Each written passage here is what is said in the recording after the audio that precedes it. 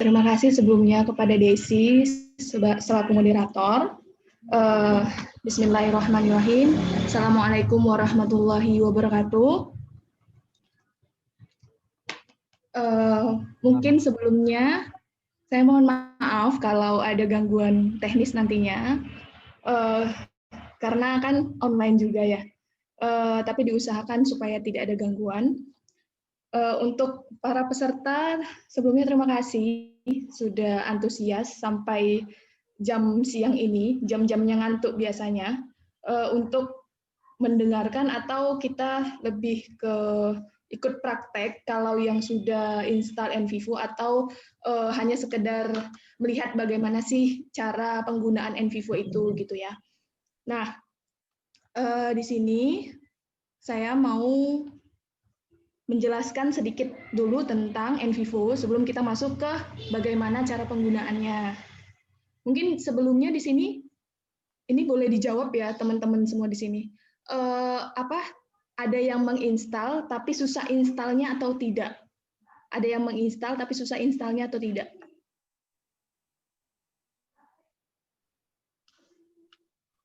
Kalau misalnya susah installnya, nanti mungkin bisa dibilang gitu, biar dibantu. Baiklah, langsung aja.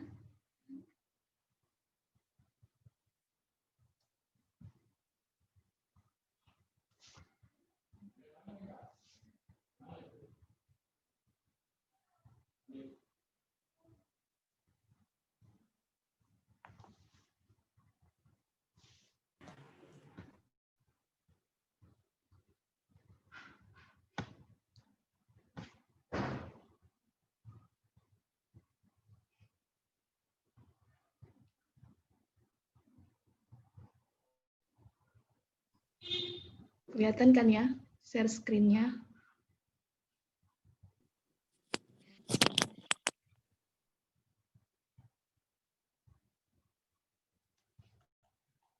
Nah, di sini saya mau menjelaskan sedikit tentang NVivo untuk penelitian kualitatif. Nah, selama ini kan kita mendengar kalau kualitatif itu cenderung tidak memakai yang namanya software. Nah, ternyata ada nih yang software yang mendukung untuk penelitian kualitatif. Memang kemarin-kemarin atau dulu-dulu itu belum banyak yang menggunakan, tapi akhir-akhir ini sudah banyak para peneliti, khususnya mungkin S2, itu sudah banyak untuk meneliti pakai NVivo ini sendiri. Nah, sebelumnya tadi pagi sudah dijelaskan oleh pemateri pertama, Bangda Arif Pratama Marpaung, tentang penelitian kuantitatif. Mungkin saya akan sedikit menyinggung tentang penelitian kualitatif. Nah, penelitian kualitatif dikatakan oleh Bandur bahwa inti utama dari penelitian kualitatif adalah terdapat pada tujuan eksplorasi dan pemahaman data secara mendalam. Jadi kualitatif ini cenderung dia kalau kita bahasa bahasa sehari-harinya banyak cakap-cakapnya lah gitu kan. Karena kita di sini menganalisa hasil wawancara biasanya, wawancara yang cenderung ke orang-orang yang makhluk hidup gitu loh. Jadi kita harus punya pemahaman data yang secara mendalam itu. Terus data dalam konteks ini berkaitan dengan makna setiap ungkapan mengenai masalah-masalah penelitian yang disampaikan secara langsung oleh informan, terutama informan-informan tersebut merupakan kunci dari penelitian yang dilakukan. Makanya di sini informan itu kayak apa ya? Kayak apa yang kita wawancarain itulah data yang nantinya akan kita dapat sebagai penelitian kualitatif. Terus NVivo, apa sih NVivo itu? Gitu. NVivo itu kalau menurut teorinya Grounded itu berarti melakukan coding berdasarkan data yang nyata atau hidup, tadi seperti interview tadi, dan dialami partisipan di lapangan. Biasanya itu kayak pendukungnya kayak kita kan observasi langsung, nah seperti itu. Terus, penamaan NVivo menunjukkan fungsi utama software untuk melakukan coding data dengan efektif dan efisien. Biasanya, kalau teman-teman S2 yang biasanya sebenarnya bisa melakukan penelitian kualitatif tanpa NVivo, cuman dia codingnya manual dan nggak efisien gitu sebenarnya. Terus, maka adalah NVivo ini supaya membantu peneliti untuk mengelola atau menganalisa datanya. Terus dengan demikian kunci untuk dapat melakukan presentasi data dalam bentuk tabel, grafik, diagram, dan model bagi penelitian kualitatif yang menggunakan NVivo ialah bagaimana melakukan coding terhadap sumber data penelitian. Jadi NVivo ini membantu peneliti untuk mengeksplorasi apa yang difikirkan oleh peneliti tersebut. Berbeda dengan EViews, SPSS, itu sangat berbeda. Karena kalau EVIS, SPSS mungkin dia pakai data yang data angka gitu yang kalau kita masukin apa namanya ada hasilnya. Tapi kalau misalnya NVivo dia itu pelaku utama peneliti sendiri. Jadi peneliti yang tahu bagaimana penelitian itu dan peneliti mencoba menggambarkan ini loh penelitianku melalui NVivo tadi supaya apa? Supaya orang-orang yang melihat itu lebih mudah, orang-orang yang melihat lebih mudah. Oh, ternyata seperti ini penelitian yang dilakukan oleh dia gitu. Ternyata inti yang dibahas itu ini loh gitu. Karena jujur saja, ketika penelitian kualitatif yang pernah saya lakukan, tesis saya itu apa namanya cenderung lebih tebal dan membuat biasanya dosen penguji atau dosen pembimbing biasanya tuh agak males gitu untuk membaca, apalagi kalau yang tipikal dia yang sudah terbiasa dengan kuantitatif gitu. Jadi karena tidak punya data-data yang nyata gitu, yang real gitu kan. Nah, jadi karena kualitatif ini merupakan pendapat banyak orang. Jadi makanya adalah NVivo ini gitu. Terus kenapa sih NVivo dipilih gitu sama peneliti? Kalau saya sendiri penulis atau saya menganggap mampu sebagai sarana ataupun media dalam menghimpun, mengelompokkan atau memetakan data dalam proses analisa data dan pengolahan data gitu. Terus, nah nanti yang akan kita bahas itu adalah bagaimana cara mengcoding, membuat analytical map, membuat matrix coding, dan terakhir framework matrix.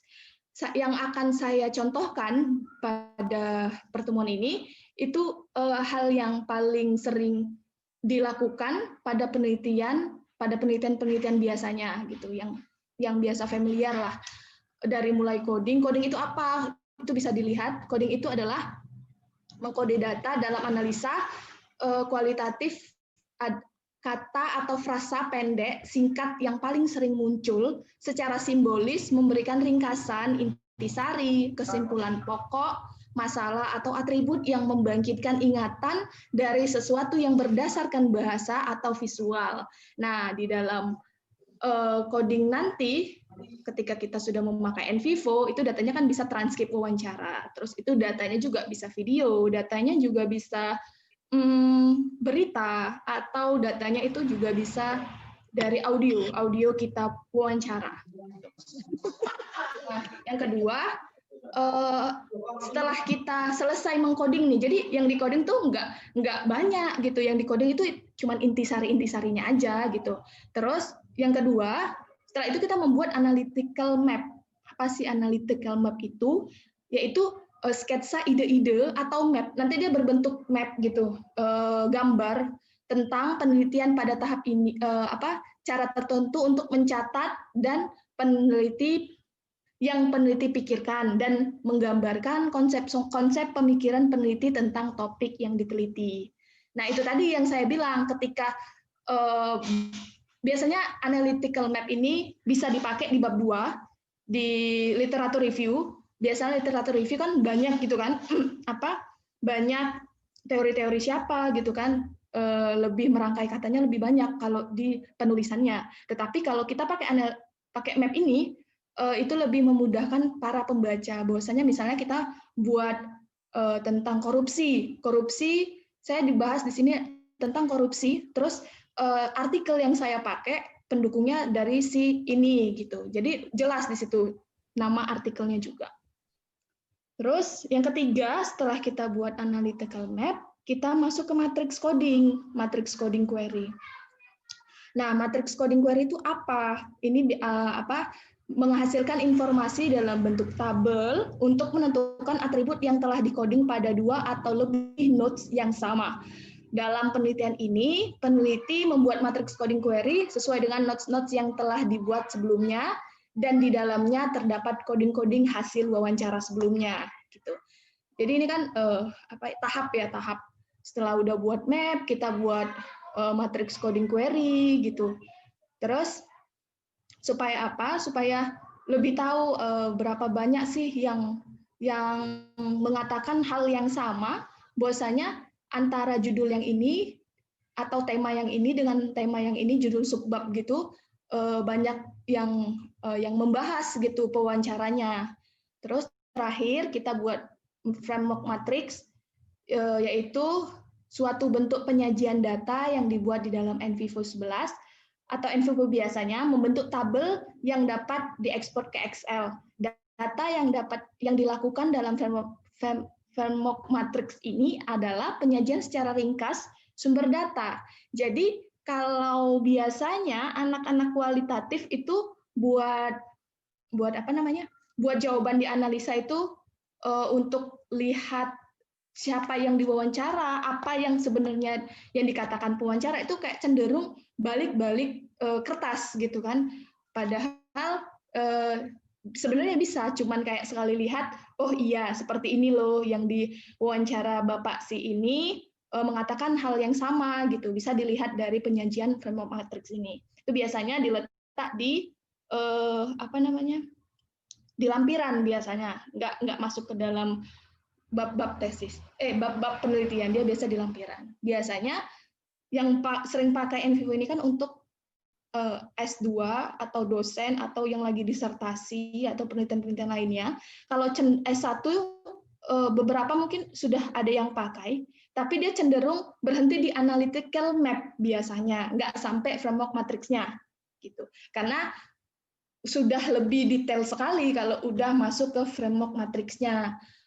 Karena dosen saya juga pernah bilang, kalau seumpamanya melihat atau mengaudit suatu penelitian, itu bisa diaudit atau dilihat dari framework matrixnya, katanya seperti itu.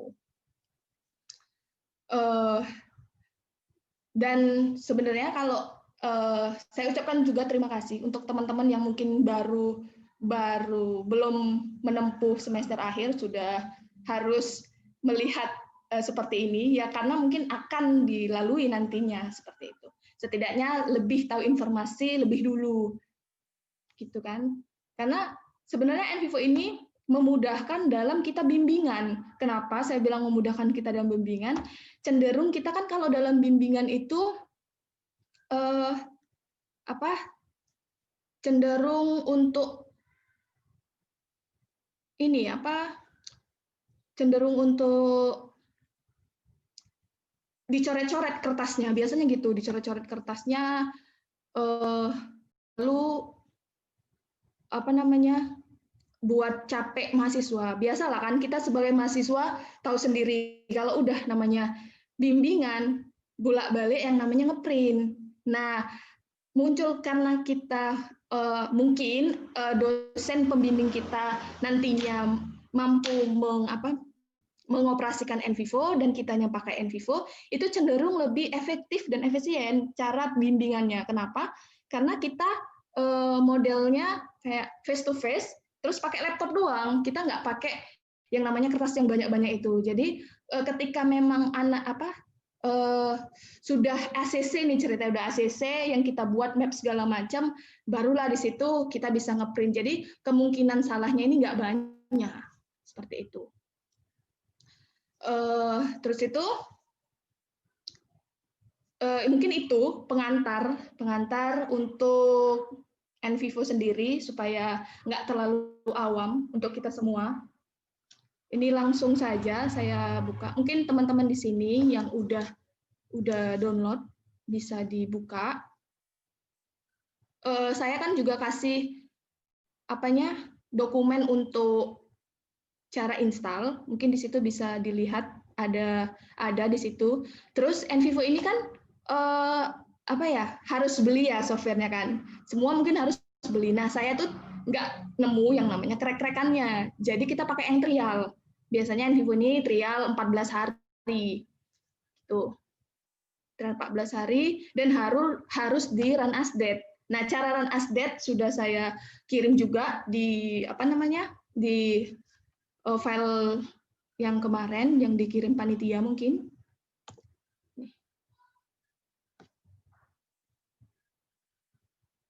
Kita buka untuk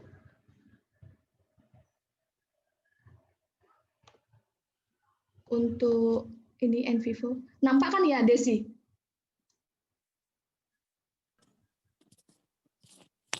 Nampak, Kak.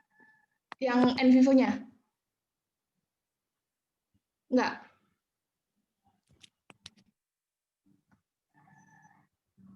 Bentar ya. Ini baru yang slide tadi, Kak. Oh iya. Nih. Oh, udah. Udah nampak. Oh, oke. Bentar ya. Ini kita lebarin aja. Nah, udah kelihatan ya. Nah, kalau misalnya, ini kita ulang buat baru ya. Buat baru, anggap saja kita sudah bisa meneliti yang namanya secara kualitatif tadi ya. Terus kita karena mulai baru, blank project. Blank project kita buka. Nah, ini kita mau buat, misalnya kita buat tentang skripsi misalnya ya. Skripsi saya. Oke.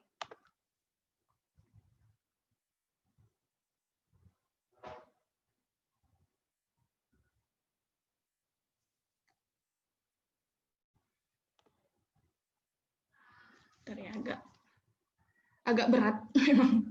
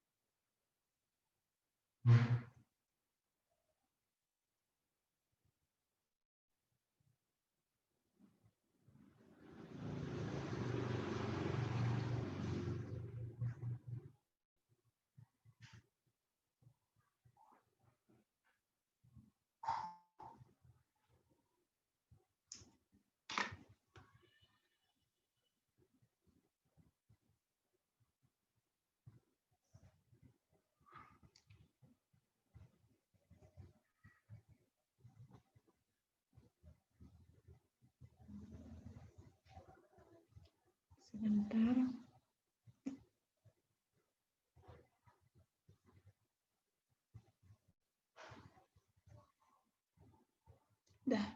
Udah kelihatan semua kan ya? Udah terbuka tempat nantinya yang akan mau kita coding-coding tadi. Nah, beginilah tampilan awal dari NVivo. Terus kita mau ambil, jadi data ini kan bisa dari PDF biasa nih, PDF biasa.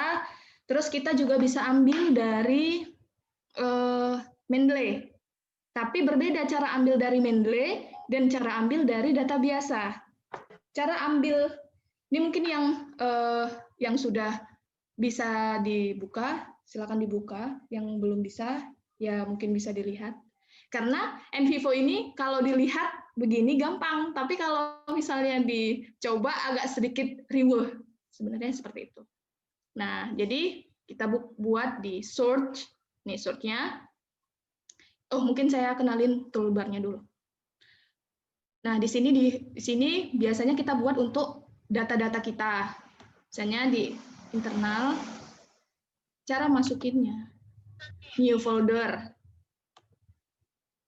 Misalnya kita mau jurnal ya, jurnal atau artikel jurnal ya. Ini kita kelompokkan supaya apa? Supaya nggak bercampur-campur. Terus kita buat lagi new folder lagi. Kita buat transkrip wawancara. Karena nantinya kita akan pakai transkrip wawancara. Terserah di internal itu mau kamu buat ada buku, biasanya kan kita pakai buku. Biasanya pakai jurnal, buku, gambar, audio, wawancara, atau yang lainnya. Terus kita masukin jurnalnya. Ini saya contohkan masukin jurnal yang biasa. Nah, di sini pada jurnal ini kita buka apa namanya?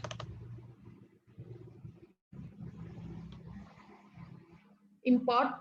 Nah, import ini kan bisa tuh lihat ada dokumen, ada PDF, ada audio, video, pictures atau yang lainnya. Atau tuh dari Mendeley. Nah, kita coba dari import PDF biasa ya.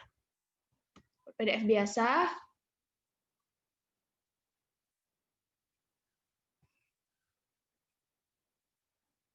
Terus diarahkan ke tempat kita cari data. Nah, kalau di apa namanya? Di file yang saya kasih itu sudah saya buat contohnya beberapa. Memang nanti nggak sesuai, cuman kita kan di sini cuman mau tahu gimana sih cara mengcodingnya gitu ya. Jadi mana dia? Desktop. Contoh jurnal. Ini kita masukin aja. Masukin kayak biasa, di open. Oke.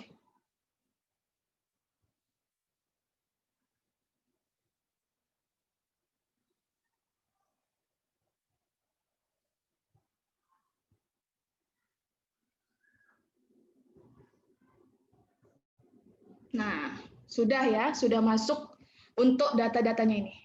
Nah, kalau data yang kita ambil dari mana? Mendeley, mungkin besok akan dipelajari Mendeley, ini bisa dilihat dulu. Nanti akan seperti ini. Diimport.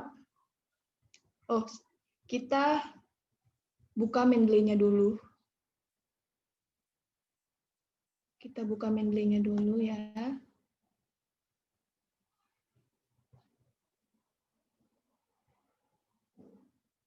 Sebentar.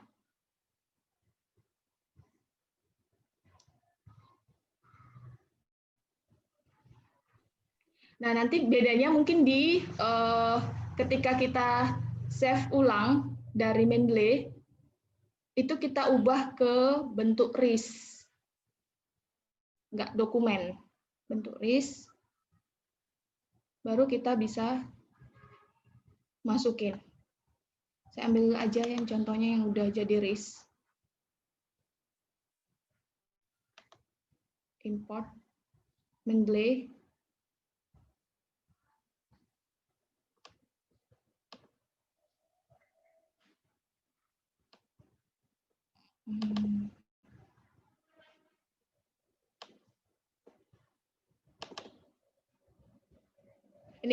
Ini sudah jadi RIS nih.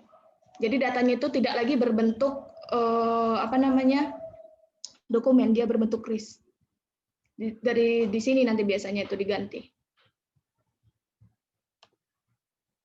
Oke.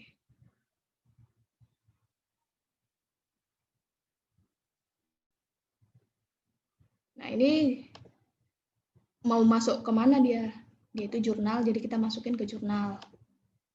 Import.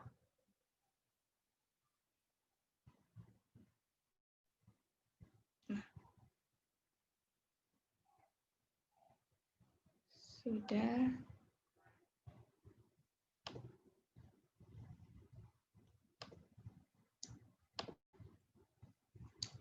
Dan terus itu kita mau buat notes. Seperti tadi yang saya katakan, karena mau buat coding, kita harus buat notes-nya dulu. Notes itu adalah inti dari pembahasan-pembahasan yang akan kita bahas di dalam penelitian. Jadi nggak semua yang kita bahas di dalam penelitian itu kita masukkan jadi notes gitu. Misalnya kayak misalnya tentang organisasi nirlaba nih.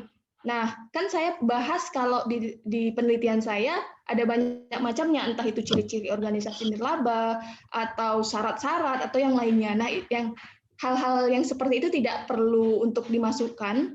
Masukkanlah yang memang betul-betul inti dari permasalahan yang mau kita bahas gitu. Kita ambil contoh.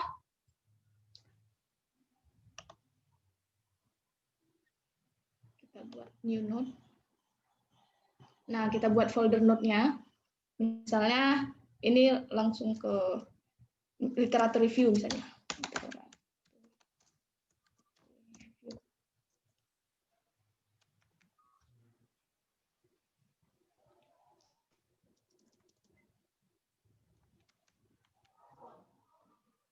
Oke.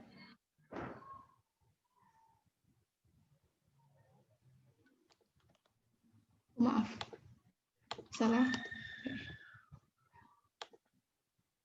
Buat foldernya di sini.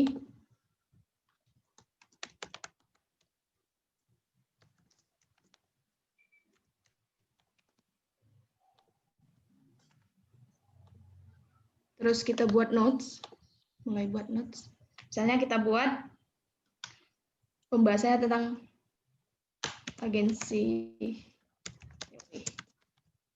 Ini karena yang dipakai teori ini, jadi kita buat. Dah, udah jadi note-nya satu. Nah, ternyata agensi teori ini membahas 2 cabang, gitu kan. Kita buat, dari di sini kita klik kanan, new note lagi, anak atau child-nya dari agensi teori. Again, misalnya. Terus, prinsipal.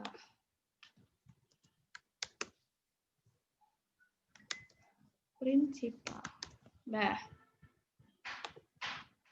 oke, apalagi nih yang dibahas? Misalnya organisasi nirlaba. Organisasi nirlaba. Terus organisasi nirlaba apa saja yang dibahas? Ini itu yang tadi saya bilang, tidak semua pembahasan yang ada di literatur review nantinya akan dibuat notes gitu, karena akan menjadi apa ya, sama aja kalau gitu, nggak ada intinya. Nah, ini kita buat intinya saja. Inti.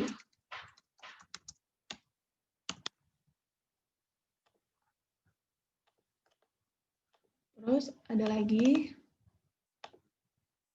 di riset. Ada lagi. Misalnya rationalism.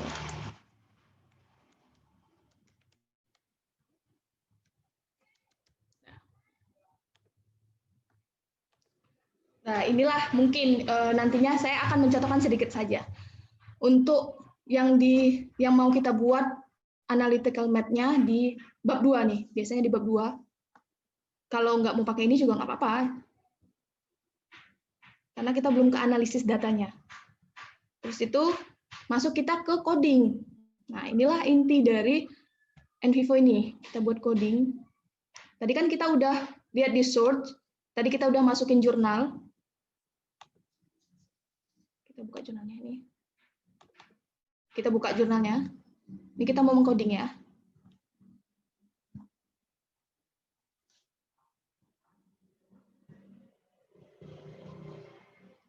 Kita buka jurnalnya. Anggap saja jurnal ini adalah pembahasan dari notes-notes yang kita buat tadi. Gitu. Saya cuma mau kasih tahu cara codingnya. Misalnya ini. Ini adalah yang paling penting. Ini misalnya yang paling penting di notes tentang ini organisasi nirlaba misalnya. Kita buka di organisasi nirlaba gitu. Apa di bagian apanya? Oh, ternyata opportunity-nya. Kita klik opportunity-nya, diokekan. Oh, ternyata di sini juga membahas hal yang sama untuk pressure. Anggap saja ini pembahasan pokoknya. Kita blok, klik kanan, kode, kita masukkan ke pressure. Oke. Nah, terus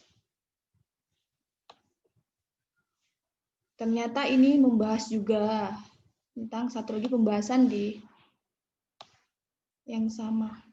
Ini misal kita kode, oke, ke rasional. Nah, jadi ketiga-tiga notes tadi dibahas dalam satu artikel. Nah, ternyata ini juga membahas artikel yang sama. Ini buku ya, jurnal. Ini misalnya, anggap saja ini. Nih, kita anggap saja membahas yang sama. Di opportunity. Sudah, kita buka lagi.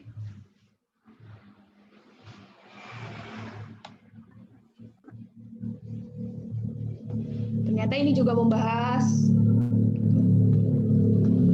Kita coding lagi.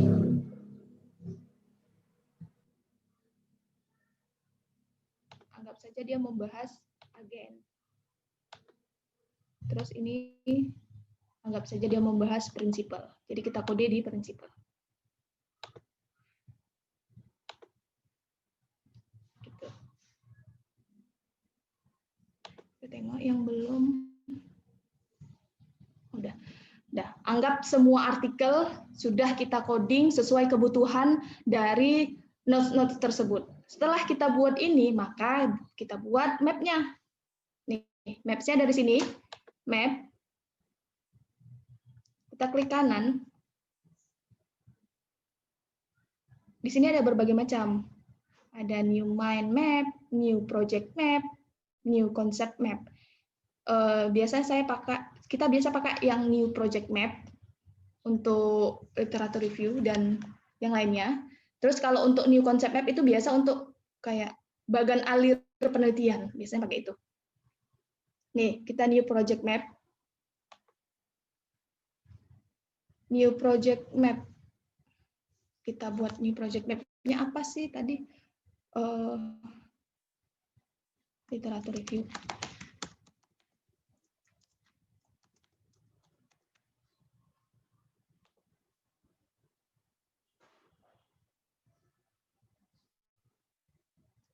Kosong. Caranya, klik kanan, add project item. Nah, tadi karena kita mengcodingnya di internal, di jurnal, kita klik jurnalnya. Nah, kita klik jurnalnya, tadi kita cuma pakai 3 jurnal. Diokekan 3 jurnal itu.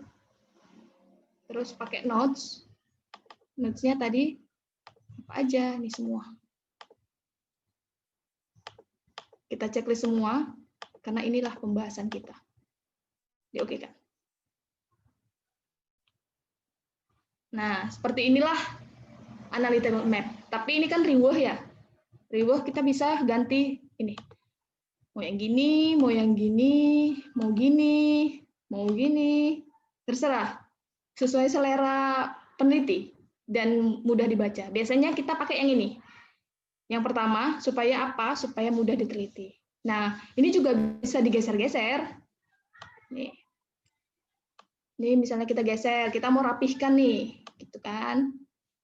Kalau bisa, nanti kan kalau misalnya di kenyataannya pada penelitian kita yang nyata nantinya mau pakai NVivo ini, usahakan gambarnya itu dekat gini. Kenapa? Karena nanti biar kebaca waktu di print. Nanti ini akan jadinya tidak memakai kertas A4 atau HPS, lebih dari itu biasanya untuk literatur review-nya. Nah, begini kira-kira. Ini udah selesai. Nah, satu lagi, kalau misalnya ini kan PDF-nya terlalu riweh ininya, judul-judulnya ini. Ini kita bisa ganti di search tadi, ganti aja sama nama ininya. Sama nama penulis.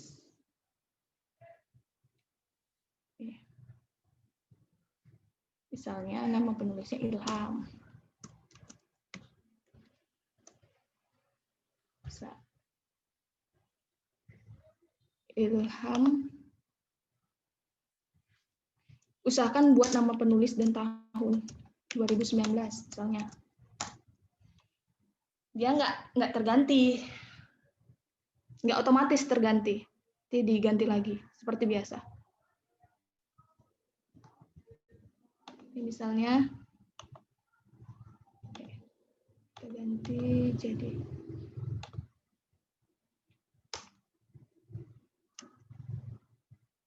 Ina 2019.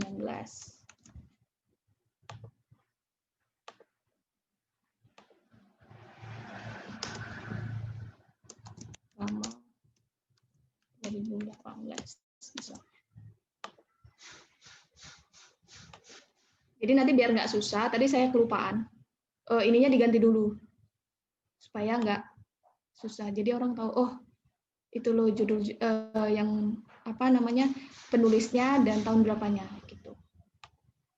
Juga bisa diulang, dihapus juga bisa, dihapus di delete aja biasa. Add project item, ulang lagi. Karena yang dihapus cuma jurnalnya aja yang kita munculin lagi. Nah, gini. Nih, sudah. Nah, usahakan jangan buat bingung pembaca. Karena terlalu rame gitu. Sudah selesai lah literatur review kita. Lanjut untuk analisisnya, analisa. Bab 4, yaitu mengcoding wawancara. Nih, kita buka wawancara, kan tadi belum masuk ya wawancaranya. Bisa di-import dokumen. Karena sebelumnya wawancara ini sebenarnya untuk nulis transkrip wawancara itu bisa langsung dari NVivo, bisa langsung diketik biasa dari Word. Ini contoh kita buat dari Word, kita import. Anggap saja kalian sudah ngetik di luar dari NVivo.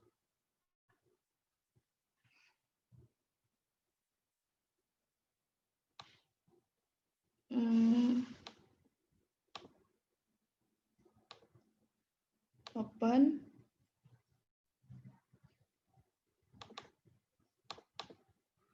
Nih. Anggap saja 5 ini adalah narasumber kita.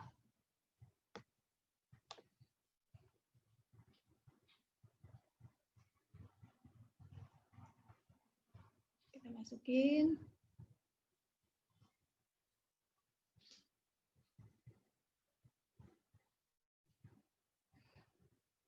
Nah, udah masuk ya. Kita buka nih, kita cek. Udah masuk. Jadi nanti kalau misalnya kita ngetik dari transkrip dari NVivo, itu bentuknya seperti ini. Bentuknya seperti ini.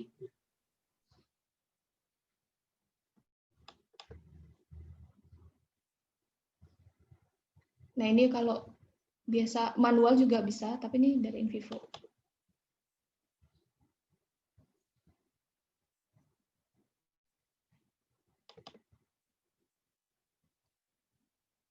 Nah, jadi NVivo ini per 15 menit sekali ini minta save.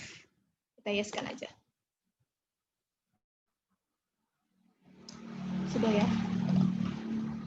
Terus kita buat, oh ini kan tadi anggap sudah kita buat transkrip. Tapi gimana sih cara buat transkrip dari NVivo? Dari data, ini ada audio. Kita klik aja audio, kita masukin.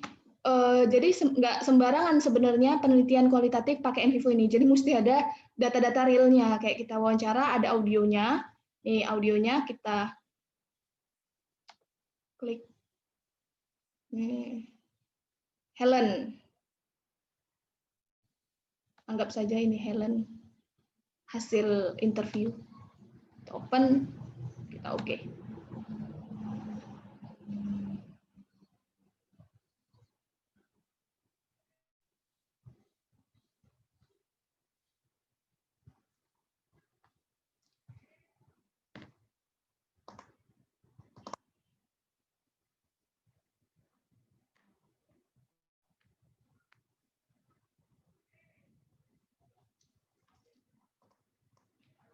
Agak lama. Jadi nggak semua laptop itu mumpuni untuk install NVivo ini. Ada beberapa laptop yang tidak bisa. Jadi lihat speknya dulu. Ada kok, udah saya kasih di dokumen sebelumnya. Nih kita oke-kan aja. Oke.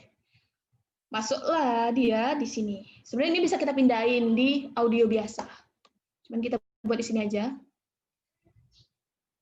Kita buka nih, kita buka si Helen ngomong apa.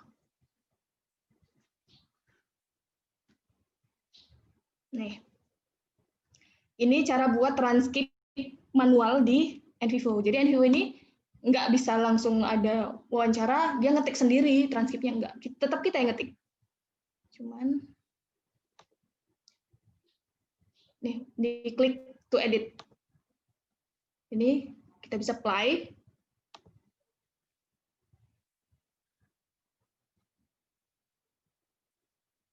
Nah, ini play ngomong lah ya, apa yang diwawancara itu.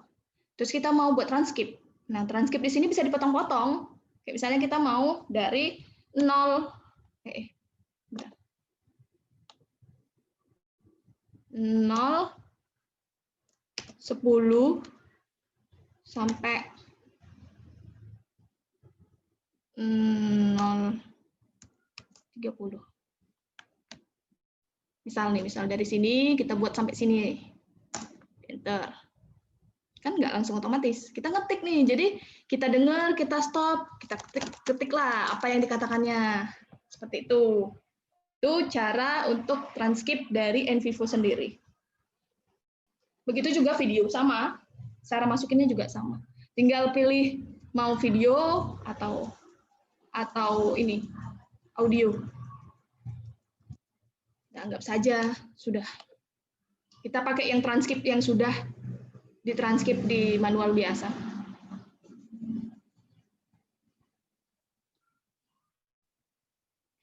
Kan ini udah kita masukin datanya, kita masukin untuk buat notes. Notes di mana? Di pembahasan di bab 4.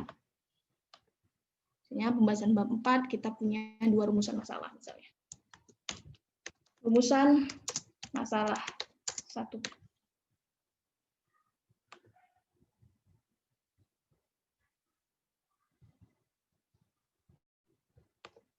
Buat lagi notes-nya.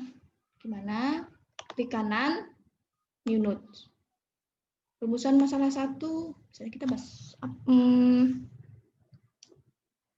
Kita buat ini aja. Pembahasan 1. Supaya nggak bingung. Ini pembahasan 1, anggap aja judul. Judul dari rumusan masalah yang mau kita jawab. Misal, pembahasan 1 diokekan. Ternyata pembahasan 1 memiliki anak yang harus dibahas. Pembahasan 1. Diokekan. Ternyata ada lagi nih buat pembahasan 1-2. Pembahasan 1-2. Misal. Nih, sudah 2. Nah, jadi gini, kalau misalnya kita buat notes, kalau misalnya child-nya atau anak yang mau kita bahas itu cuma 1, maka nggak usah buat induknya. Langsung aja 1 itu gitu. Tapi karena minimal jadi induk notes itu anak notes-nya 2 gitu. Udah 2, langsung pembahasan 2 misalnya.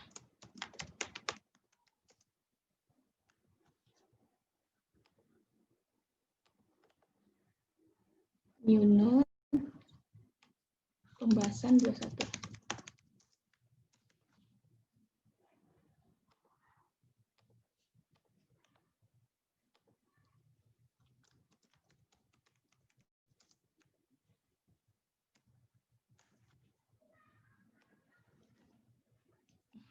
Kan ini jadi anak dia, jadi child.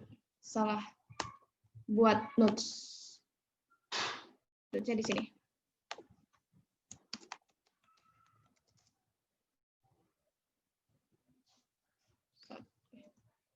Dua. Diokekan. Nah, sudah selesai nih. Terus kita mau apa? Kita mau buat relationship. Nah, jadi di NVivo, di penelitian itu butuh yang namanya relationship, hubungan. Jadi hubungan antara pembahasan 1 dan pembahasan lainnya. Cara buat relationship-nya di sini. Nih, relationship. Kita buat, masih kosong. Kita buat new relationship. Apa sama apa nih yang pembahasannya kira-kira berhubungan? Anggap saja di rumusan masalah 1, pembahasan 1-1 berhubungan dengan pembahasan 2-1. Oke. Terus kita buat lagi new notes. Kita buat di notes. Nih, kita buka aja rumusan masalah 1. Pembahasan 1-2 ternyata berhubungan di pembahasan 2-2. Rumusan masalah 1. Oke. Nah, sudah ada 2. Ini masih kosong ya? Ini masih kosong. Belum ada referensinya. Belum ada codingnya. Terus kita masuk ke rumusan masalah 1 tadi. Nah, ini kan masih kosong ya, nggak ada referensinya. Belum coding kita. Masuk ke source, balik lagi. Helen. Nah, nggak saja ini dia membahas pembahasan yang pertama.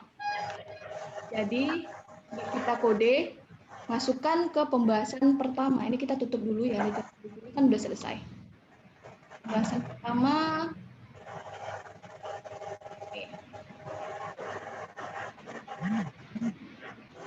Ternyata ini juga dimasukkan ke pembahasan kedua. Jadi dalam satu kalimat mereka membahas 2 bagian. Misalnya, kode kita masukkan ke pembahasan kedua 1. Oke. Nah, karena tadi sama-sama membahas, jangan lupa kita kodekan ke relationship-nya. Ini dia. Kita buka. Tadi kan pembahasan 1-1 dan 1-2. Oke kan? Nah, itu kita buka lagi transkrip wawancara.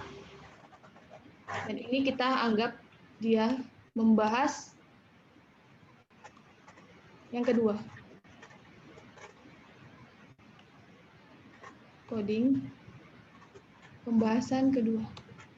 1-2. Dan dia bahas juga di 2-2 dia bahas juga.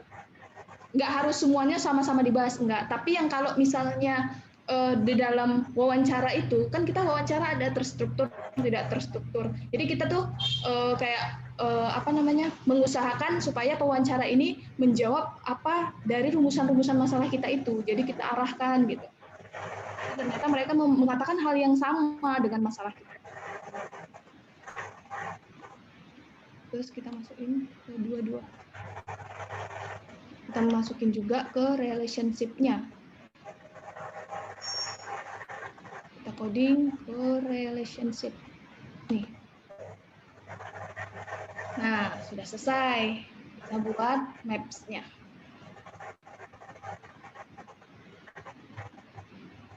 Kita buat maps-nya, kita buat new project map. New project map, rumusan. Masalah 1.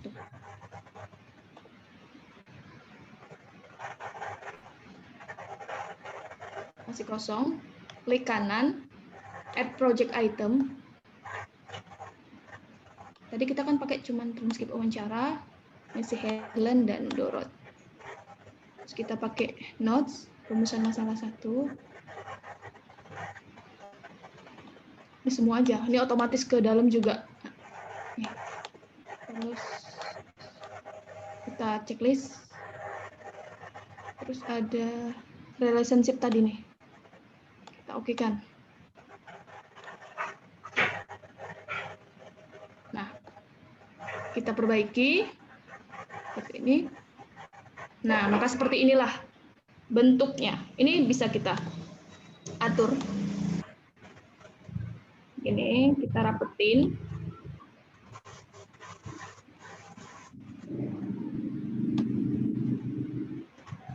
Gini bisa bentuknya. Sesuai selera aja, tapi harus yang nggak bikin bingung pembaca gitu. Terserah mau di arah sini gitu.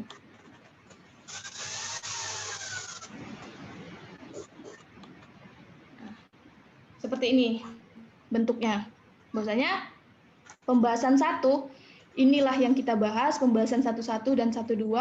Ternyata berhubungan nih pembahasan 1 ke pembahasan 2.1. Berhubungannya apa? Nanti mungkin bisa dijelasin teman-teman bagi penelitinya yang peneliti, karena yang mengerti penelitiannya ya peneliti tersebut. Jadi NVP ini cuma membantu menggambarkan apa yang ada di kepala peneliti. Jadi untuk dosen ini membimbing sangat membantu, karena dari sini kita bisa mencerna apa sebenarnya yang difikirkan oleh mahasiswa-mahasiswa kita dari gambar-gambar ini. Jadi nggak perlu lihat kertas-kertas yang tebal-tebal tadi. Ini udah siap. Terus kita buat matrix coding query. Ini queries. Di sini kita klik. Ini yang nanti akan bentuk tabel. Kita klik kanan, new query, matrix coding query.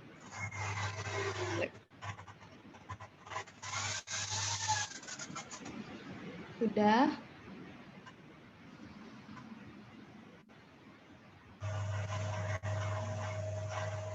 Rows-nya kita pilih.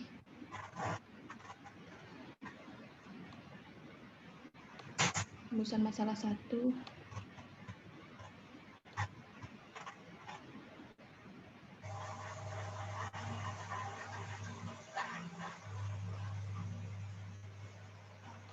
Oke. Yang kolom kita pilih misalnya di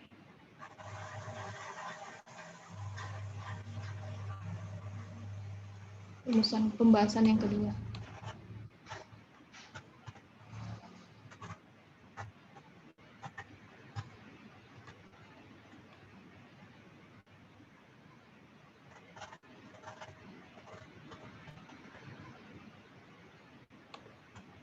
Di add to list.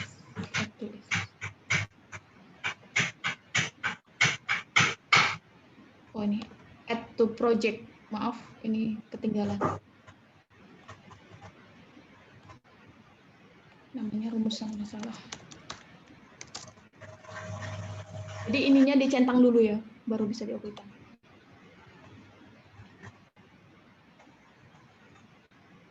Nih, udah keluar lah matriks coding query.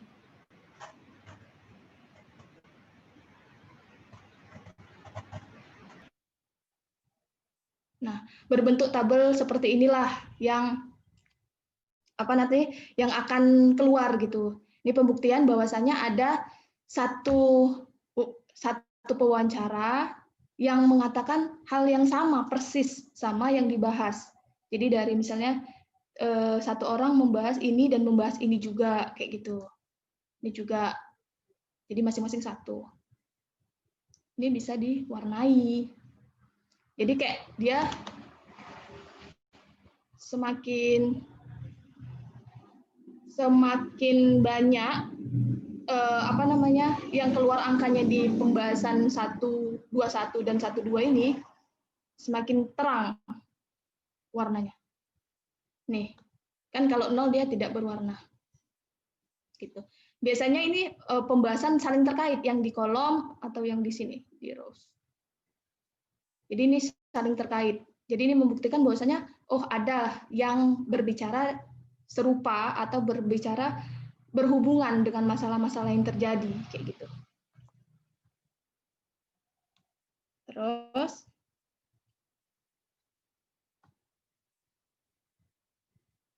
kita buka rumusan masalah kedua tadi. Kita buat ulang di notes. New notes, rumusan masalah kedua.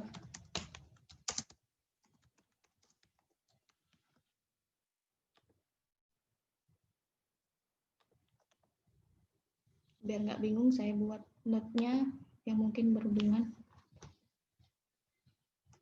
Ini masalah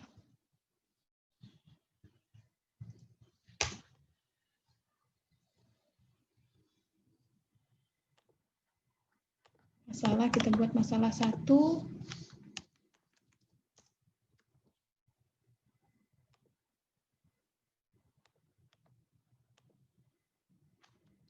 Masalah 2. Satu lagi kendala.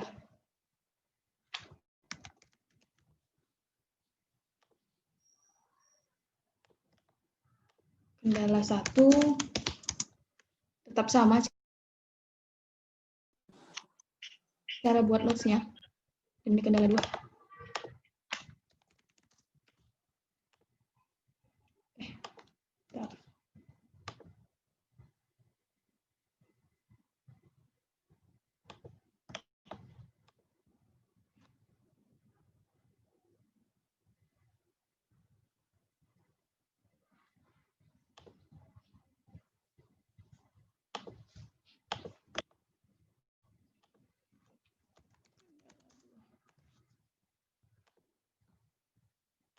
Dan ini masalah dan kendala. Ini biar ada pembeda untuk nanti kolom dan ininya.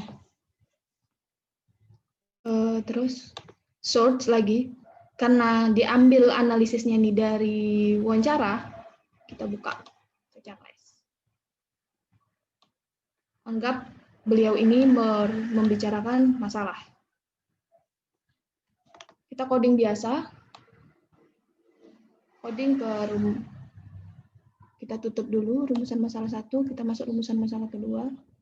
Kendala 1 ya.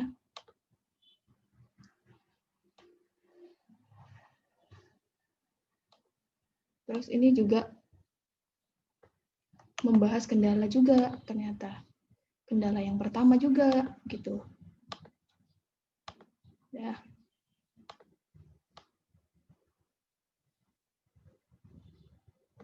Dan yang tadi dibahas yang sama ke masalah karena kan berhubungan ya. Masalah 1. Terus kita ambil beda interviewersnya. Anggap saja ini dia membahas tentang kendala masalah kode masalah 2.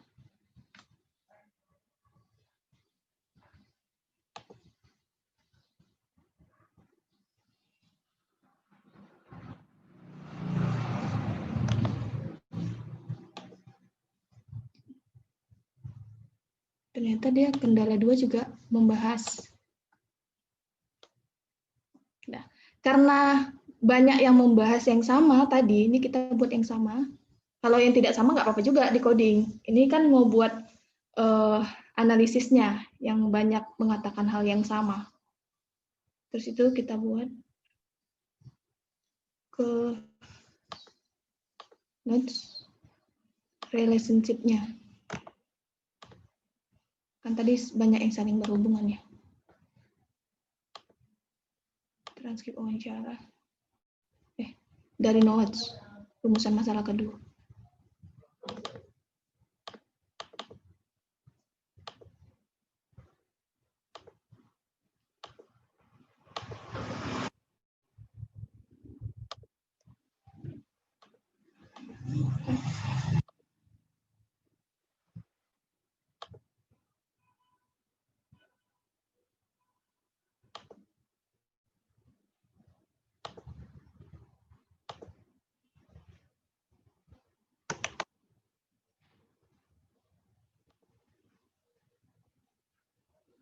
Sebentar kok hilang ya. Cari shotnya dulu. Nah ini kalau kita buka, dia langsung kayak gini. Kita klik, nah langsung sudah tercoding.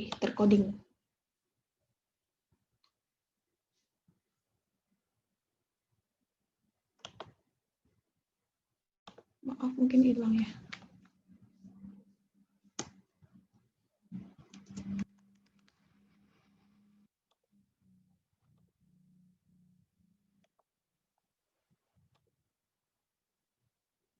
Oh di sini dia rupanya.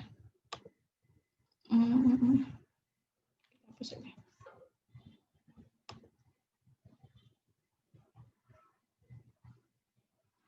Di sini kita buat map-nya. Buat itunya dulu. Buat relationship. New. Select. Notes. Kendala tadi. Kendala 1. Di masalah 1. Oke. Kita buat lagi. Di notes lagi. Masalah 1. Di kendala kedua.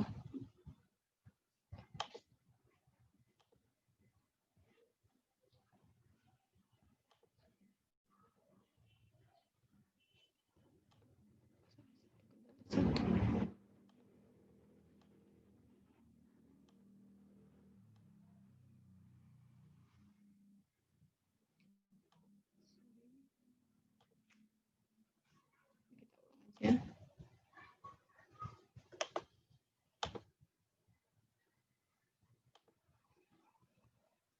Internalnya kita buat notes. Kendala 1 ke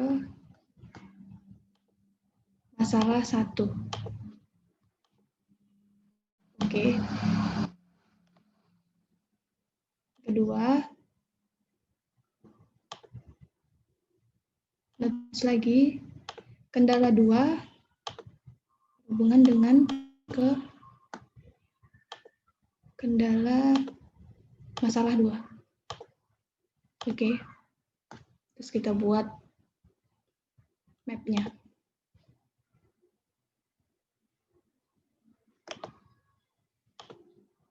Rumusan masalah 2.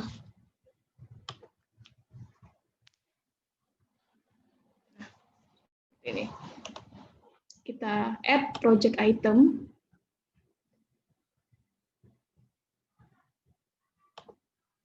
Terus kendala dan masalah. Terus internal.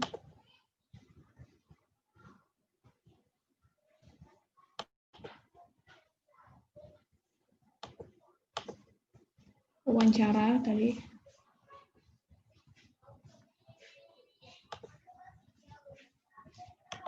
Tambahin lagi ke relationship. Relationship-nya.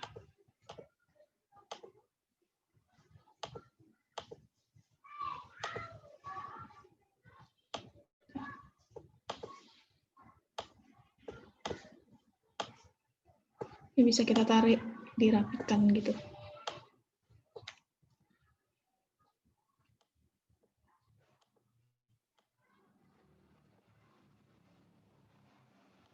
Salah, kendala.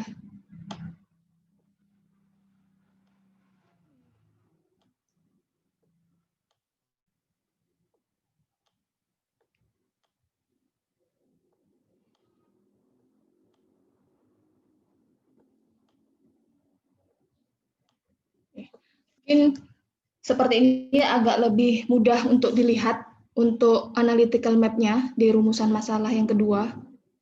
Kita akan rumusan masalah kedua membahas tentang kendala dan masalah. Anggap saja kendala 1, kendala 2, nih, masalah kendala 1 dan kendala 2. Tunggu, ini ditarik aja biar nggak bingung. Nah, ini yang dibahas. Nah, masalah 1 diungkapkan oleh si Charles. Dan yang berhubungan dengan kendala 1 ternyata. Gitu bacanya. Lihat anak panahnya aja. Dah. Kalau sudah, berarti kita sudah masuk ke, kita buat ininya, query. Matrix coding query yang tadi. New. Matrix coding query. Add to project. Rumusan masalah 2. Oke, kita isi dulu. Masalah kita pilih. Tadi kendalanya, nih, kendala 1 dan kendala 2. Untuk di kolomnya, ke bawah, karena ini saling berhubungan kan, kita buat masalah 1 dan masalah 2. Jadi nanti bacanya gini.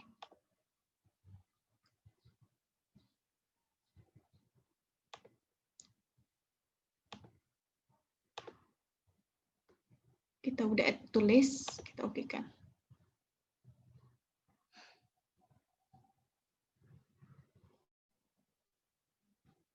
Di oke, rumusan masalah kedua.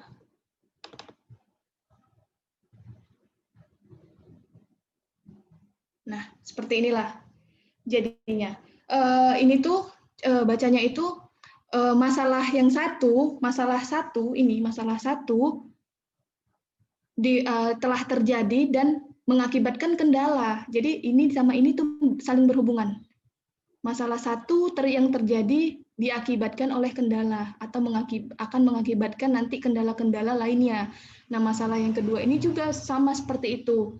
Masalah 2 terjadi akan mengakibatkan kendala-kendala yang akan terjadi nantinya. Seperti itu untuk di matrix coding query. Nah, ini sudah selesai nih, jangan lupa kita warnain, karena biasanya ini juga 2, kalau misalnya kita benar-benar melakukan penelitian, ini bisa 2, bisa 3, seperti itu. Nanti saya kasih tunjuk yang sudah jadi. Ini kita buat warnain, transpose. Blue white, biasanya ini blue white. Udah, sudah selesai. Terus kita mau buat ke framework matrix. Nah, framework matrix ini adalah apa? Nanti yang kita buat sebagai lampiran. Buatnya itu sebentar. Nih, ada di source framework matrix. Kita klik kanan, new folder lagi. Kita buat judulnya aja.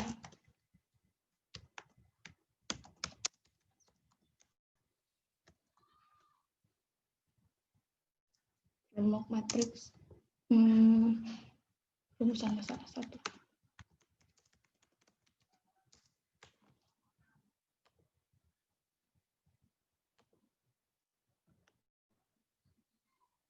New, di sini kita klik new.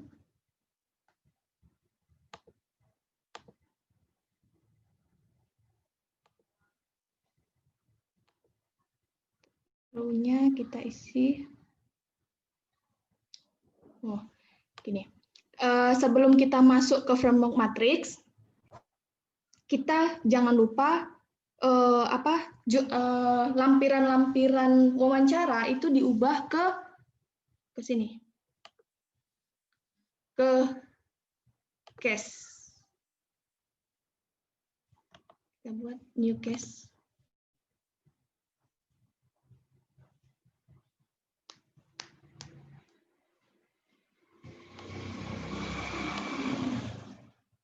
Ya.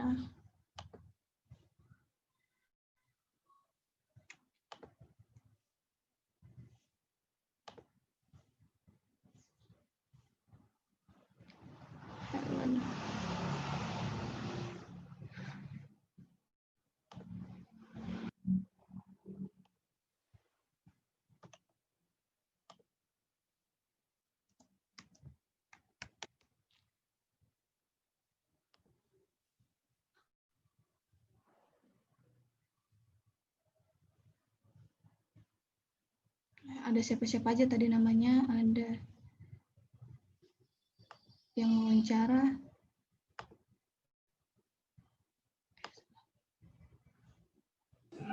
Helen, Dorot, Charles, anggap saja itu.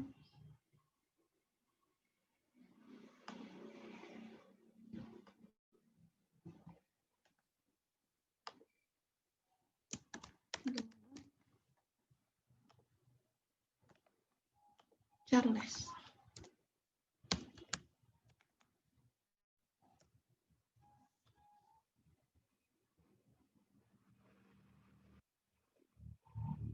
Yang di search tadi, yang di sini, kita buka, kita kode ke case.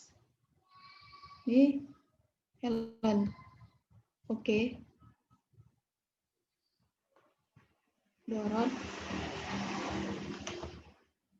Kita kode juga ke Dorot. Charles. Kita kode juga ke Charles. Oke. Oh, ini ternyata ada Betty dan Paul juga ikut di coding. Kita buat dulu.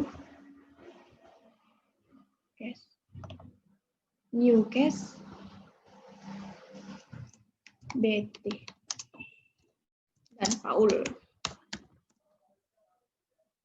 Kita buka lagi. Search-nya. Betty dan Paul. Kita coding lagi ke sini. Oke. Sudah ya, sudah terisi. Ini kita bisa cek case-nya. Nah, sudah terisi semua. Terus kita terakhir buat framework matrix.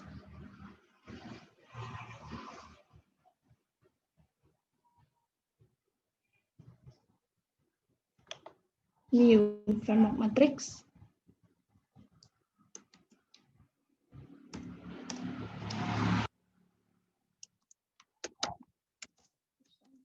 Salah satu.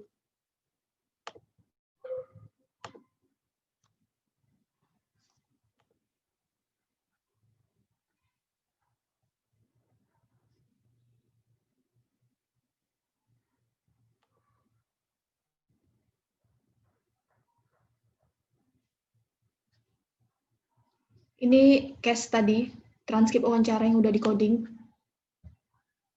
Terus kita ke kolom.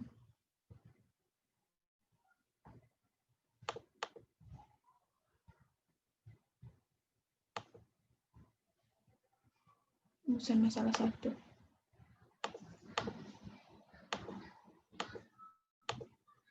Anak-anaknya. Oke.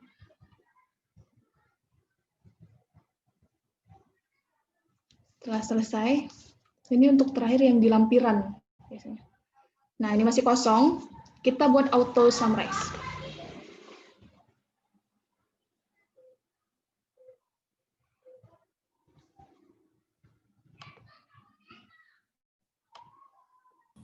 Nih, sudah ada terisi yang kita buat tadi. Kita buat tadi misalnya nih dari si Dorot. Misalnya wawancara dari si Dorot tadi, dia membahas pembahasan 1 dan pembahasan 1-2. Yang kita udah buat map-nya, kita udah buat matrix coding query-nya. Nah, disinilah pembuktian apa sih yang dibahas dia. Nah, ini lampiran yang dibahas dia. Bahwasanya itu sama-sama berkaitan. Gitu. Di sini kita bisa lihat. Ini adalah bukti-bukti yang sudah kita coding, hasil-hasil coding, hasil wawancara tadi yang kita coding. Seperti itu. Ini adalah tahap terakhir sekali untuk di NVivo sendiri, karena ini udah tahap lampiran paling akhir untuk mempermudah pembaca. Dari sinilah kalau kata dosen saya itu penelitian itu bisa dilihat benar atau tidaknya dari sini. Jadi dilihat nyambung nggak sih sama yang kita coding-coding selama ini kayak gitu. Apakah nyambung nggak pembahasan si Doro tadi ke pembahasan 1, 2, nyambung nggak? Dan pembahasan dan pembahasan pewawancara lainnya nyambung atau tidak. Seperti kayak Helen juga mengatakan pembahasan 1. Jadi kita nggak asal asumsi sendiri, sesuai dengan apa yang terjadi di lapangan dan apa yang kita coding. Nah, seperti itu. Makanya di sini mempermudah sebenarnya, cuman memang agak sedikit ribet memang ketika pembuatannya, cuman ketika sudah melihat hasilnya nanti itu mempermudah yang baca. Toh kita juga buat penelitian juga supaya yang baca itu mudah gitu, nggak semeraut tulisan-tulisan yang banyak-banyak itu. Jadi mungkin kayak penelitian yang banyak pembahasannya, cuman ini kita tutup dulu. Ini sudah selesai sampai di sini. Untuk yang pembuatan NVivo dan segala macamnya, ini adalah alur dari pembuatan yang paling sederhana yang di NVivo, yang paling sederhana yang biasa dipakai untuk penelitian tesis, disertasi, ataupun mungkin disertasi nanti yang lebih dari ini yang dipakai, entah itu dari map-nya atau dari cara coding gitu. Hasil codingnya itu nggak berupa tabel-tabel kayak gini kan, bisa grafik, bisa seperti itu. Tinggal pilih maunya apa. Ada di menunya. Situ saya coba kasih punya saya. Ini kita yeskan aja. Anggap sini sudah selesai pembahasannya.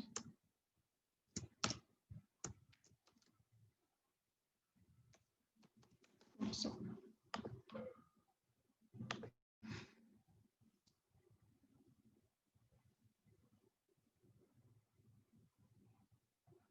Anggap ini sudah selesai.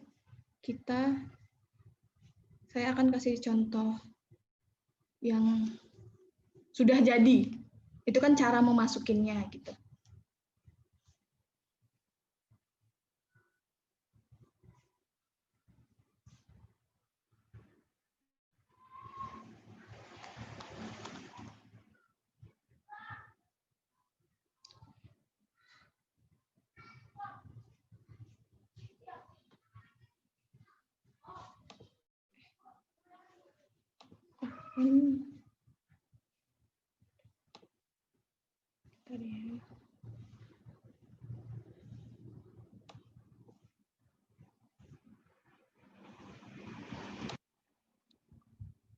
tesis saya.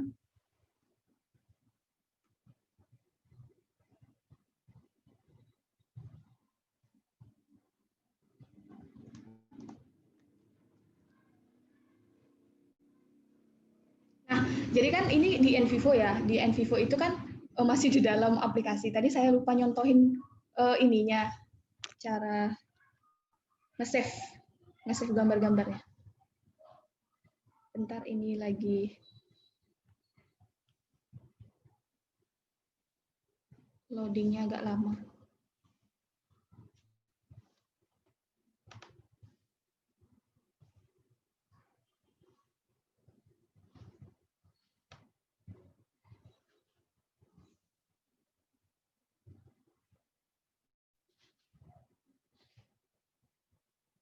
Ini notes-nya. Ini bisa dilihat peta literatur review saya.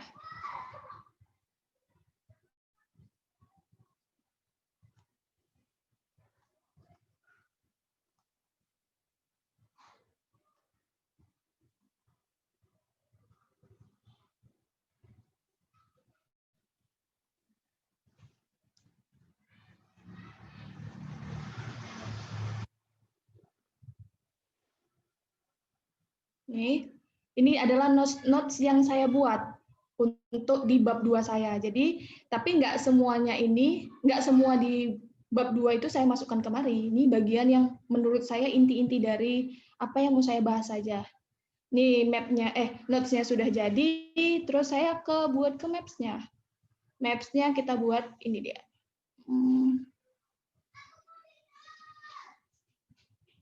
Peta literatur.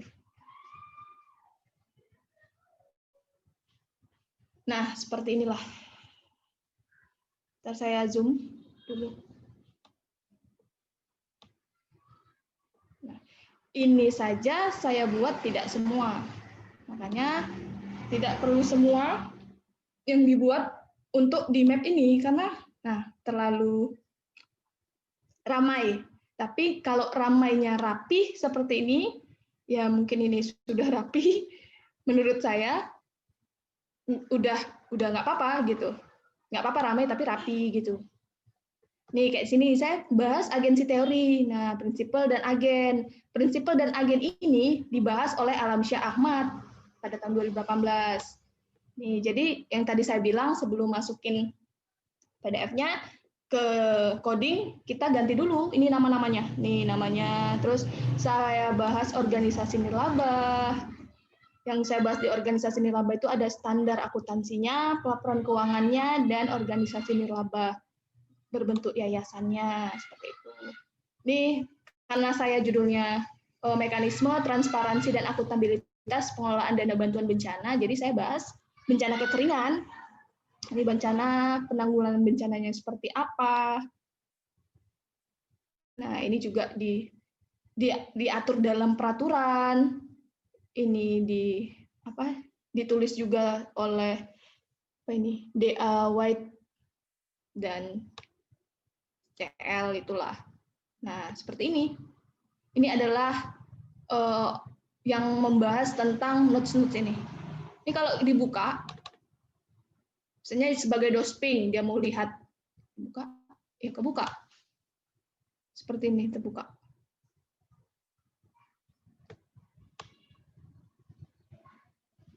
Nih kan ada dibahas. Opportunity.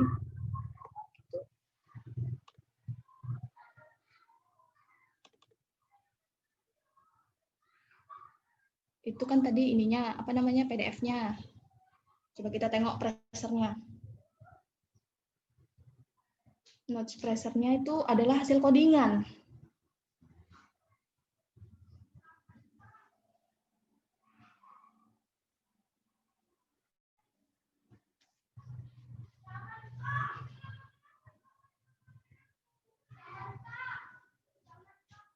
Nah, inilah yang saya coding. Ini yang saya coding, dan menurut saya inilah yang inti dari preser tadi yang dibahas. Kalau kita klik ininya, nah sudah tercoding bahwasanya ini yang saya masukkan.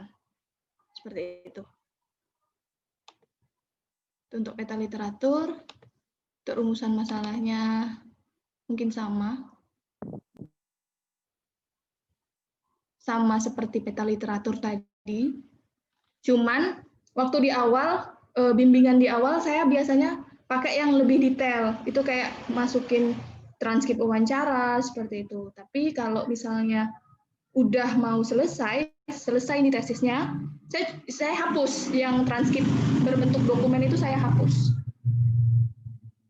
Karena terlalu penuh. Nah, jadinya saya hapus, inilah hasil akhirnya. Tadinya seperti yang kita buat di awal tadi, rame. Tapi kalau dibuka, itu ada isinya.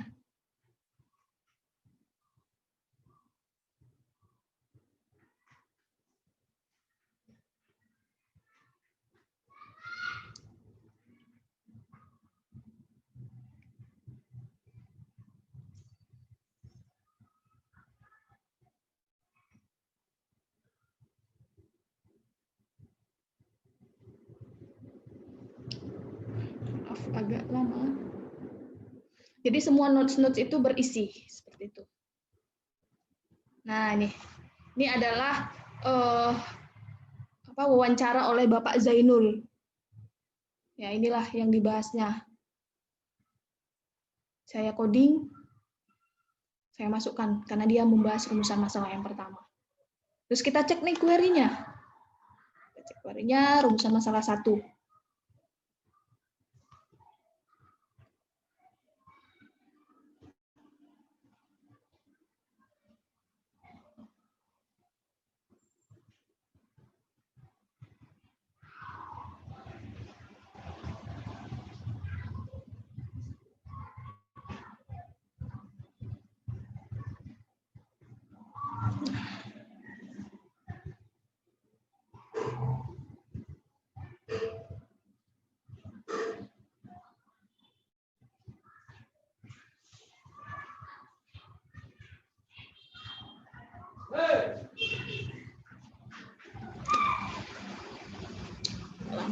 Nah, di sini kan ada kolom ke samping dan ke bawah ya. Itu ada simbol-simbol. Jadi saya bahas tentang ini mekanisme transparansi dan simbol-simbolnya. Jadi ini berkaitan. Jadi misalnya contohnya ini bahasa.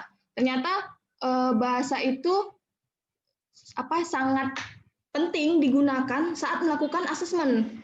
Nah, makanya ada di sini satu yang berbicara seperti itu, yang menyatakan bahwa bahasa ini sangat berpengaruh ke melakukan asesmen itu, karena dalam kita terjun langsung ke lapangan, karena saya bahas budaya masyarakat, bahasa itu penting. Jadi kayak mereka itu akrab dengan sesama yang bahasanya sama, biasalah kan. Nah, seperti itu juga ini, kayak anggukan kepala. Ini kan contoh-contoh simbol nih, simbolnya itu ada bahasa, anggukan kepala, gerakan tangan. Ini mekanismenya ada melakukan asesmen, membangun interaksi, mitigasi bencana. Ini semua mekanisme. Jadi yang masuk di sini itu adalah hal-hal yang dibahas, yang sama-sama dibahas di sini, yang saling berkaitan saja yang dimasukkan. Enggak semua mekanismenya itu dimasukkan semua, enggak. Yang saling berkaitan aja. Seperti inilah contohnya. Nih, itu ada dua yang berbicara. Ini kalau misalnya diwarnai blue, nah seperti ini. Kalau banyak yang mengatakan dia cenderung lebih gelap warnanya. Nih, cenderung lebih gelap. Oke.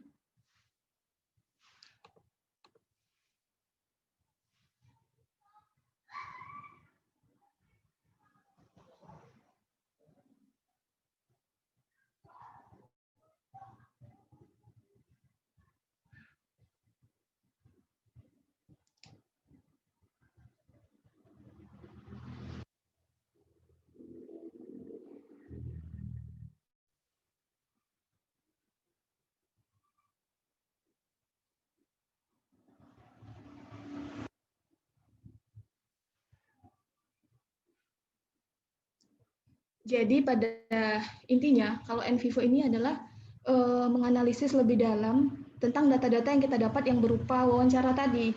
Karena kan wawancara ini nggak hanya 1 atau 2 orang yang kita wawancarai. Makanya perlulah pakai NVivo untuk mengelola seberapa banyak sih yang mengatakan hal yang sama atau hal yang serupa. Karena semakin banyak kan semakin bagus ya. Berarti penelitian kita, oh iya ternyata penelitiannya didukung gitu dari kenyataan-kenyataan yang ada di lapangan. Seperti itu. Ini kita mau nengok framework matriksnya. Framework matriks ini biasa buatnya itu kayak per judul-judul besar yang ada di mana di bab 2 biasanya. Ini kayak ini, ini bab rumusan masalah, ini mekanisme pengawasan, ini ini yang ada di bab 4 pembahasan rumusan masalah. Karena pembahasan rumusan masalah itu ada macam-macam, tadi ada kekurangan, ada kendala, itu bisa dibuat framework-nya satu-satu, nggak sekaligus semua. Nah, seperti ini kalau dibuka. Nih, ini adalah bukti wawancara. Nih, si saudara Ahmad Fuad mengatakan, sini kan armada yang sering bermasalah. Dia mengatakan bahwasanya truk tangkinya itu memang kita maintenance terus kebetulan karena kadang sering bermasalah, katanya seperti itu. Jadi dia mengungkapkan apa yang jadi kendala-kendala, masalah-masalah, didukung gitu.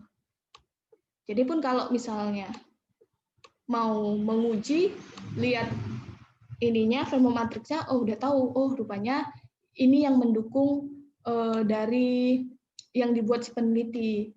Bahwasanya wawancara-wawancara pihak-pihak yang diwawancarai mendukung, inilah yang dikatakannya seperti itu. Seperti itu, bisa juga bohong juga bisa. Karena lihat aja kan ada hasil wawancara, sebelumnya kan kita boleh ini dengerin langsung, kan tadi udah saya jelasin tentang gimana masukin audionya, seperti itu.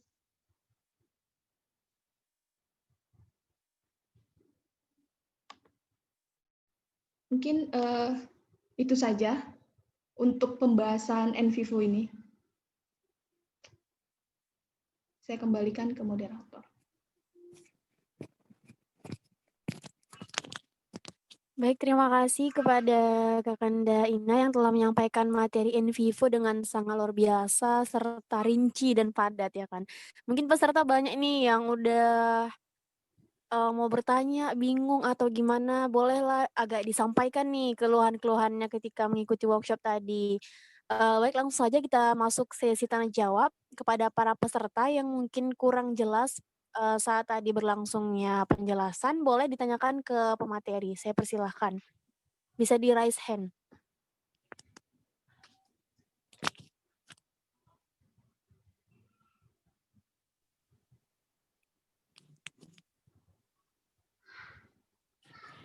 Atau mungkin udah jelas nih pemaparan dari Kak Ina ya kan, udah jelas sekali kayaknya. Coba, saya mau tanya, Mbak Desi. Silakan Bang. Ya, oke. Jadi memang di dalam NVivo ya, software yang kita bahas ini kan dipaparkan panjang lebar tadi oleh Ina ya. Jadi saya tahu memang NVivo ini nggak mudah. Artinya sangat sulit dan memang harus learning by doing dan continuous improvement gitu ya. Setiap waktu harus selalu diasah gitu, karena kalau kita hanya dapat satu workshop hari ini saja gitu ya, itu ini suara saya kedengar nggak ya, Desi? Dengar Bang. Dengar ya? Dengar Bang. Iya, jadi kalau hanya sekali saja ikut seperti itu sangat susah gitu. Jadi pengalaman saya sendiri, saya pertama kali ikut ini secara betul-betul gitu ya, dari awal sampai akhir itu di Malaysia gitu. Kalau ikut di Indonesia, kebetulan di Malaysia itu karena memang pas lagi ada program ya, kita join program dengan Malaysia. Jadi gratis dibayar di kampus. Karena kalau ikut di luaran itu bayarannya luar biasa mahal gitu ya. Mahal berjuta-juta kan gitu. Dan Sumatera Utara beruntung loh, udah punya ada Ina sekarang jadi dosen di Sumatera Utara di Potensi Utama ya. Karena sudah punya ada ahli yang bisa NPIVO kan gitu. Ini luar biasa karena yang bisa NPIVO ini masih bisa dihitung jari lah, masih bisa dihitung jari karena nggak banyak yang bisa ini. Apalagi yang sampai sudah tahap expert ya. Jadi beruntung sekali Sumatera Utara dan alumni di IMM dan UMSO itu punya Ina kan gitu ya, bisa dimanfaatkan lagi gitu. Jadi memang ada namanya ya dalam kualitatif, kebetulan saya juga beberapa kali risetnya itu kualitatif ya, itu namanya CADAS gitu ya, atau Data Analysis Software ya, atau disebut dengan kualitatif data analisis data kualitatif. NPIVO ini tidak hanya digunakan untuk itu, untuk penelitian sebenarnya, tapi ini digunakan bagi para auditor. Teman-teman sekalian itu siap yang mau jadi auditor besok kan nggak harus jadi peneliti ya kalian ya. S1 tak selesai gitu yang akuntansi khususnya gitu ya, mau jadi auditor di Big Four besar akuntan publik itu, kantor akuntan publik gitu ya. Itu banyak menggunakan software-software seperti ini. Ya salah satunya ada Atlas juga, mungkin kalian sudah dengar ya, software Atlas. NPIVO itu digunakan untuk namanya social network analysis, analisis jaringan, kan tadi ada banyak jaringan itu ya, sosial gitu. Jadi bisa menemukan. KPK sekarang pun sudah, KPK dan BPK ya, KPK, BPK, BPKP itu karena mereka kan fungsinya ada penyelidikan itu, penyelidikan kasus, penemuan kasus gitu, penemuan kasus tentang kecurangan atau korupsi gitu ya. Ini saya soalnya diberitahu oleh pembimbingnya Ina tadi itu ya, yang disebut-sebut itu Pak Hendy namanya, dia memang expertnya ya di NPIVO ini. Banyak dia memberikan pelatihan kepada KPK untuk mendeteksi korupsi itu dari ini, pakai software ini. Nah, tadi kan ada video bisa gitu kan, dari audio bisa, audio bisa ya, dari berita, video-video yang gambar, ada, semua bisa. berita, Twitter juga bisa, media sosial. Twitter itu bisa dianalisis pakai NPIVO ini. Ini luar biasa sebenarnya. Ini kalau ya, makanya sebenarnya kalau yang disampaikan Ina ini kan hanya introduction aja, permukaan depan gitu ya. Kita explore lebih lanjut, ini sangat banyak kegunaannya, luar biasa itu. Jadi memang mungkin saya itu aja sih apanya. Kalau mau tanya lebih lanjut, memang di NPIVO ini gitu ya, di NPIVO ini manfaatnya bukan hanya untuk penelitian gitu kan, tapi bisa digunakan bagi para auditor, bagi para orang-orang yang berkecimpung di dunia deteksi kecurangan, deteksi korupsi begitu kan. Sehingga ini sangat penting sekali sebenarnya. Saya juga belajar ini tapi belum sampai tahap level si Ina aja belum sampai kan gitu. Makanya ini memang apa ya? Memang luar biasa sih manfaatnya gitu. Itu aja mungkin apanya. Enggak spesifik nanya. Karena memang kalau ditanya itu memang saya paham itu satu-satu itu kalau diklik itu nanti ada datanya gitu kan. Cuman memang harus sering menggunakan gitu. Dan ini softwarenya sangat berat, ya betul. Makanya tadi itu loadingnya lambat. Laptop saya, pengalaman itu laptop saya itu pakai itu pertama kali nggak bisa dibuka sama sekali. Terakhir softwarenya saya buang, maksudnya di uninstall lagi, lalu baru pakai laptop yang lain, ternyata bisa. Ternyata nggak kuat kan gitu. Artinya memang ini berat softwarenya.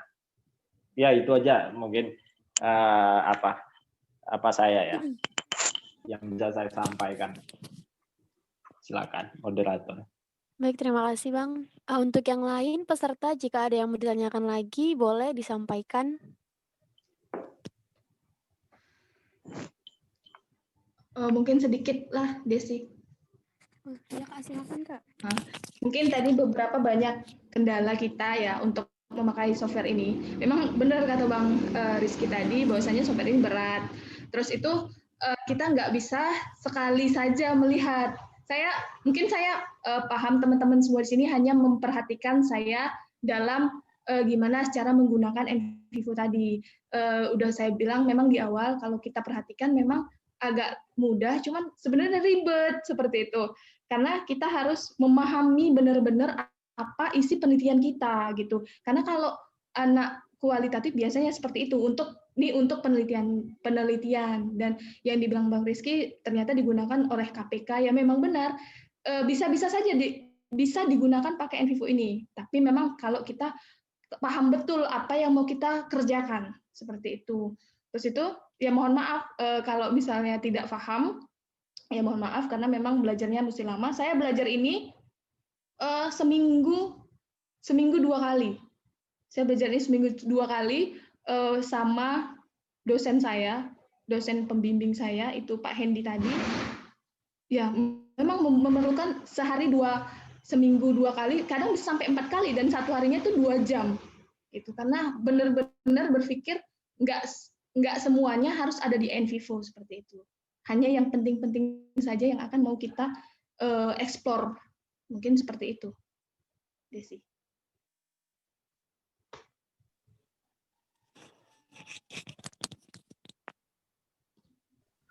Makanya tadi kalau Arif ya, Bang Arif tadi bilang 2 minggu ya olah data gitu. Olah data, merenung dan lain sebagainya, ngapain data. Kalau yang biasa kalau anak S2, anak S3 yang kualitatif itu bisa 2 bulan Bang Arif baru ini kadang jenuh gitu kan. Begini lama gitu. Saya S2 saya dulu risetnya kualitatif tapi belum pakai software ini, belum pakai NVivo gitu kan. Itu saya mangkrak berapa bulan itu karena udah bingung mau ngapain lagi. Mesti cari banyak-banyak cari hidayah lah dan spiritualnya harus dibangun terus, kalau enggak waduh kebingungan.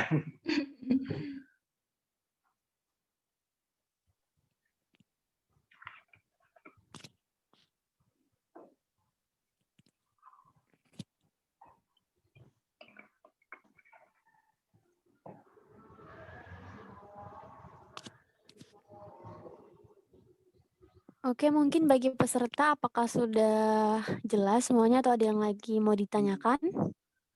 Boleh disampaikan.